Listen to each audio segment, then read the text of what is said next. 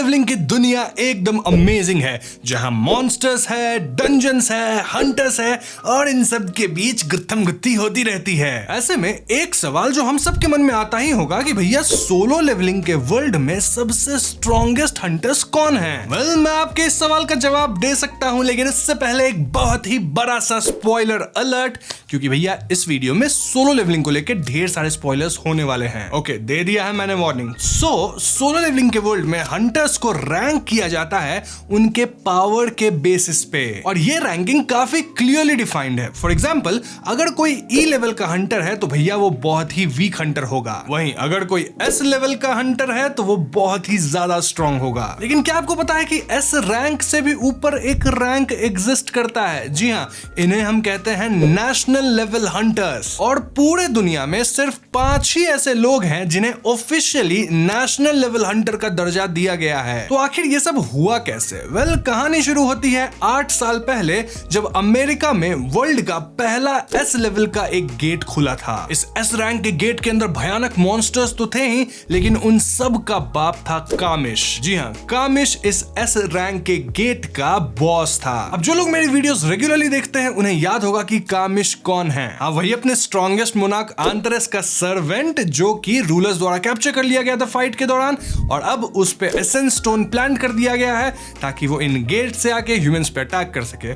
बताया था मैंने ये सब। खैर, तो कामिश सिलर ने दुनिया भर के कई एस रैंक के हंटर्स आए, लेकिन कामिश उन सब को मारता चला गया। लिटरली मजाक नहीं कर रहा मैं, कामिश सैकड़ों एस रैंक के हंटर्स को अकेले मार गिराया था। ह्यूमैनिटी के लिए कामिश से बड़ा कैलामिटी आज तक नहीं आया था, और ऐसा लग रहा था कि कामिश अकेले ही सारे एस रैंक के हंटर्स को खत्म कर देगा। लेकिन तभी 5 एस रैंक के हंटर्स आते हैं जो कि साथ में मिलकर लड़ते हैं, और वो फाइनली कामिश को हरा पाते हैं। तो इन्हीं 5 एस रैंक के हंटर्स को नेशनल लेवल का दर्जा दिया गया, क्योंकि अगर देखा जाए तो इन 5 की जो पावर लेवल थी वो एस रैंक से कंपेरेबल नहीं थी, तो एस रैंक में ही उनको भी रखना कहीं ना कहीं नाइंसाफी हो जाती। ऐसा कहा जाता है कि एक नेशनल लेवल हंटर पूरे देश की मिलिट्री को अकेले संभाल सकता है। इसके अलावा एक national level hunter at some point अकेले ही एक एस रैंक के गेट को हराया होगा, मतलब उसको क्लियर कर दिया होगा, उसके अंदर मॉन्स्टर बॉस सबको मारा होगा। यही वजह है कि नेशनल लेवल हंटर्स अपने देश में किंग की तरह रहते हैं। आई मीन, वो इतने पावरफुल हैं कि उनकी बात को कोई टाल नहीं सकता। तो ऑफ कोर्स उनके पास पैसा होगा, इन्फ्लुएंस होगा, वगैरह वगैरह। तो अब आप समझ ही गए होंगे कि एक एस रैंक के हंटर में और एक नेशनल लेवल के हंटर में बहुत ज्यादा डिफरेंस है। लिटरली गैप इतना है। बात तो सही है। अब इतना जान लेने के बाद इट्स ओनली फेयर कि मैं आपको 5 नेशनल लेवल के हंटर्स के बारे में बता दूं। तो 5वें स्थान पे एक ऐसा हंटर है जिसका नाम हमें बताया नहीं गया है। मजाक नहीं कर रहा, इसकी कोई इंफॉर्मेशन हमें मानवा में नहीं दी गई है। हाँ, बस इतना थोड़ा सा पता है कि भैया वो एक हीलर है। नाउ, चौथे नंबर पे जो नेशनल लेवल हंटर है वो अपने इंडिया से है, और उसका नाम है सिद्धार्थ बच्चन। अब सिद्धार्थ के बारे में भी हमें कुछ नहीं बताया गया है, ना ही हम उसे देख पाए हैं, लेकिन हाँ, मानवा के थ्रू चर्चे में वो 2-3 बार आया है। वैसे सिद्धार्थ के पावर्स को लेके एक चीज की श्योरिटी है कि उसके पास रूलर्स अथॉरिटी है, यानी वो टेलीकिनेसिस की मदद से किसी भी चीज को हिला सकता है इधर उधर। साथ ही हर एक नेशनल लेवल हंटर के पास स्पिरिचुअल बॉडी मैनिफेस्टेशन तो काइंड ऑफ होता ही है। वैसे कुछ सोर्सेस कहते हैं कि सिद्धार्थ एक एसेसन टाइप का हंटर है।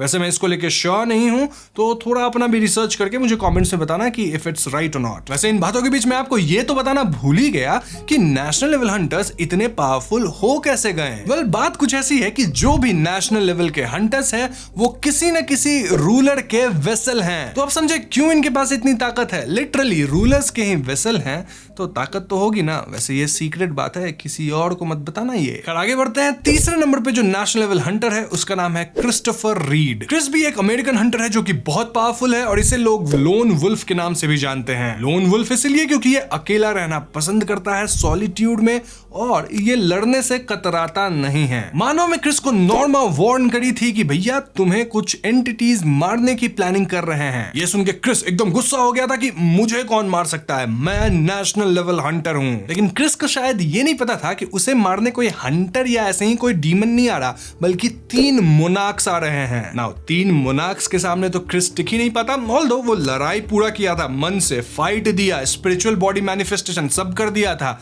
बट जीत नहीं पाया, मारा गया। अब क्रिस के पावर्स की बात की जाए तो वही rulers authority, spiritual body manifestation. In fact हम उसके स्पिरिचुअल बॉडी मैनिफेस्टेशन वाली पावर को देख भी पाए। ये एक वन आइड जायंट है जिसके आग जैसे फ्लेम जैसे बाल है, लाइट ऑरेंज कलर में। इस फॉर्म में क्रिस इतना खतरनाक आग लगाता है कि उसको बुझाने के लिए एस लेवल के 14 हंटर लगेंगे। फिर से मैं बोल रहा हूं, एस रैंक और नेशनल रैंक दोनों में पावर डिफरेंस देख सकते हो तुम लोग। ये मैं इसलिए बार बार बोल रहा हूं क्योंकि मैं अपना पॉइंट प्रूव कर रहा हूं। तुम लोग सोच रहे होगे 3 मोनार्क से हार गया, पावरफुल नहीं है। नहीं, पावरफुल बहुत है, एस रैंक से तो बहुत ज्यादा पावरफुल है, लेकिन 3 मोनार्क्स समझ रहे हो बहुत ताकतवर होंगे उन लोग, उनके सामने सिर्फ अपना शैडो मोनार्क ही टिक सकता है। खैर आगे बढ़ते हैं। दूसरे नंबर पे है लियू जीगैंग जो कि चाइना से है।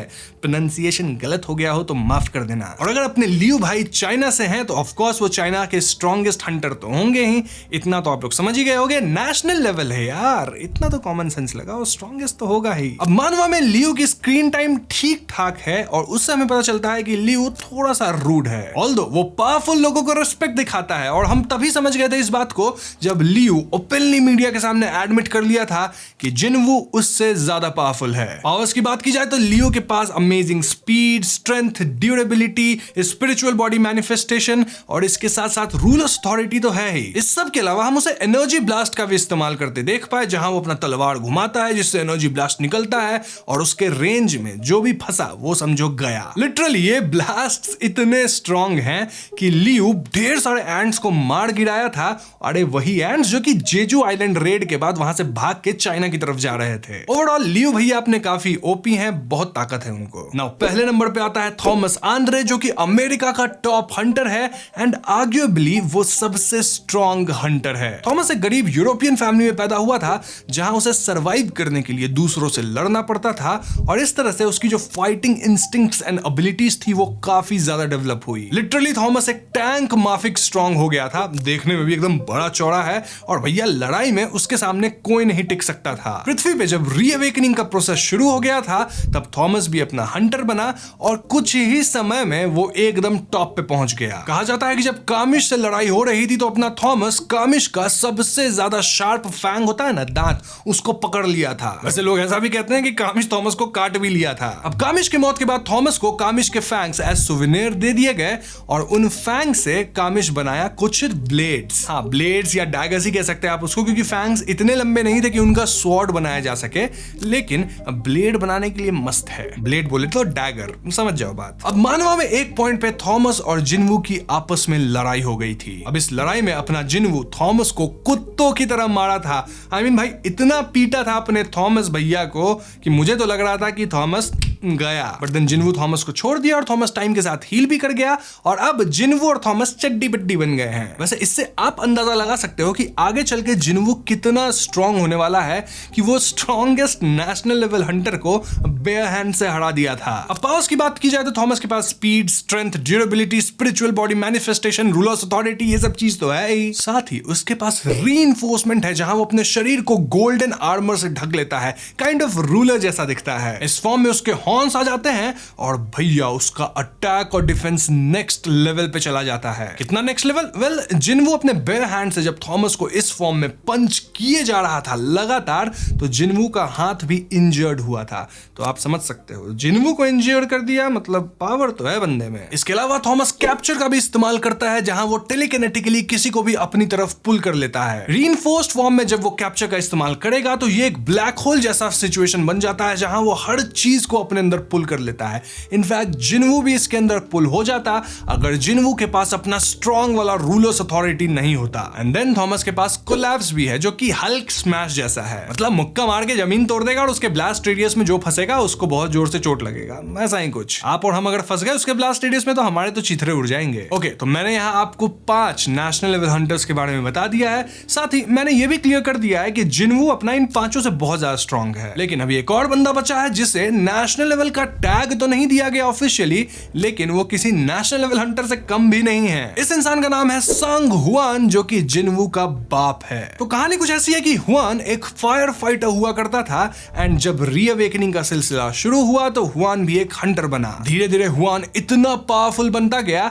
कि वो कोरिया का पहला एस रैंक का हंटर बना। वैसे उस टाइम ये हंटर वाला चीज इतना ज्यादा नया था कि रैंकिंग प्रॉपर्ली थी नहीं, लेकिन अनऑफिशियली ऐसा ही कहा जाता है कि वही पहला एस एस रैंक हंटर कहलाया था। नाउ एक रेड के दौरान हुआन एक डंजन में फंस गया था एंड सबको लगा कि हुआन उस डंजन के अंदर मारा गया, लेकिन हुआन जिंदा था। वो भूखा प्यासा मरने वाला था, लेकिन तभी उसे मिलता है रूलर्स का आशीर्वाद। आई मीन हुआन भी एक रूलर का वेसल बन गया था जिसका एम था शैडो मोनार्क को मार गिराना। ऐसे में जब जिनवू को शैडो मोनार्क की ताकत मिली तो हुआन भी पृथ्वी पे वापस आता है, बट देन उसे पता चलता है मेरा बेटा ही बन गया है शैडो मोनार्क। और हाँ, जब हुआन पृथ्वी पे आया था तो उसकी लड़ाई एक एस रैंक के हंटर से हो गई थी और हुआन बहुत ही इजीली उस एस रैंक के हंटर को पेल दिया था। तो इससे हम कह सकते हैं कि हाँ, ये बंदा भी नेशनल लेवल हंटर के बराबरी पे है। इसके बाद कहानी में काफी ट्विस्ट्स आते हैं, टर्न्स आते हैं, कभी और बताऊंगा। अल्टीमेटली हुआ ये कि जब 3 मोनार्क जिनवू से लड़ रहे थे तो हुआन भी अपने बेटे का साथ देता है। ऑल्दो इस लड़ाई में अपना हुआन यानी कि जिनवू का बाप जिंदा नहीं बच पाया। तो हाँ, हम कह सकते हैं कि हुआन भी एक नेशनल लेवल का हंटर था, ऑल्दो वो कभी भी ऑफिशियली रिकॉग्नाइज नहीं हुआ। ऑफिशियली तो जिनवू को भी रिकॉग्नाइज नहीं किया गया, जबकि सब जानते थे कि जिनवू स्ट्रॉन्गेस्ट है। अब पावर्स की बात की जाए तो वही सेम पावर्स, कितनी बार रिपीट करूं, लेकिन इसके साथ हुआन के पास स्टेल्थ भी था। स्टेल्थ बोले तो हुआन अपने प्रेजेंस को मस्त छिपा सकता था एंड देन स्नीक करके अटैक भी कर सकता था। इसी के साथ हम सारे नेशनल लेवल हंटर्स की बात कर चुके हैं, जो कि 5 थे, देन एक अनऑफिशियल यानी कि 6 और जिनवू इन सबसे पावरफुल तो 7। तो यही 7 को आप सबसे स्ट्रॉन्गेस्ट हंटर्स मान सकते हैं। तो अब कोई अगर आपसे पूछेगा ना कि सोलो लेवलिंग के 7 स्ट्रॉन्गेस्ट हंटर्स कौन कौन है, तो इन्हीं 7 का नाम आप गिना देना। और 7 इसलिए क्योंकि थाला फॉर ए रीजन। बोले जो कोयल। इसी के साथ वीडियो खत्म। वीडियो पसंद आई हो तो इसे लाइक और शेयर कीजिएगा। साथ ही हमारे चैनल पे अगर आप नए हैं तो चैनल को सब्सक्राइब कीजिए, डिस्कॉर्ड पे फॉलो कीजिए, इंस्टाग्राम पे भी फॉलो कीजिए, ट्विटर पे भी फॉलो कीजिए। हर जगह हर लिंक को क्लिक कर देना है, डिस्क्रिप्शन में जो दिख रहा है हर बटन पे दबा देना है, अपना अंगूठा लगा देना है।